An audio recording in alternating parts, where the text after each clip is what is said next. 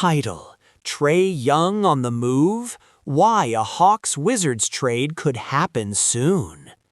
It looked like we were about to get our first big trade of the 2025-26 NBA season.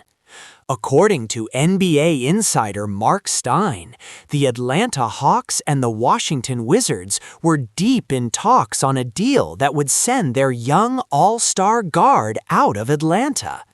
And once that report dropped, the league started paying attention. Stein, along with Jake Fisher, confirmed that the two teams are indeed in serious discussions. But here's the twist. The Hawks are not in a rush. Let's break down what's really going on and why this trade could make sense for both sides. Right now, Atlanta is playing the waiting game. Jake Fisher reports that the Hawks want to see if more teams enter the conversation between now and the February 5th trade deadline. In other words, Atlanta believes Trae Young's value could rise. And even though no other team has officially registered interest yet, that doesn't mean things will stay quiet for long. As we get closer to February, all it takes is one injury, one losing streak, or one desperate contender, and suddenly the market changes. For now, though, one team remains clearly interested: the Washington Wizards. According to Fisher, the Wizards have been monitoring Trae Young since the offseason. That's when extension talks between Young and the Hawks failed to reach an agreement. And from Washington's point of view, the interest makes a lot of sense. Yes, Trae Young has flaws. He's ball-dominant. He's not known for elite defense. But what the Wizards desperately need is a true floor general. Someone who can orchestrate the offense, create easy looks, and command defensive attention every single night.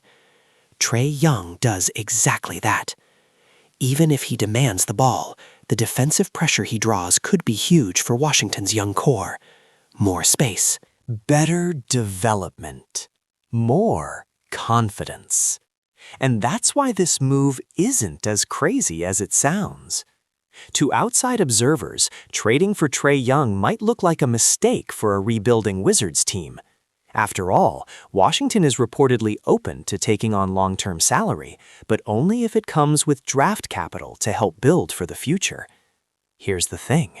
Trae Young fits that exact profile. He's a long-term contract. He's a marketable star. And while he won't instantly turn Washington into a contender, he makes the rebuild more exciting, more competitive, and far more watchable. Instead of an endless rebuild, you get meaningful development. At the end of the day, Trae Young hasn't demanded a trade.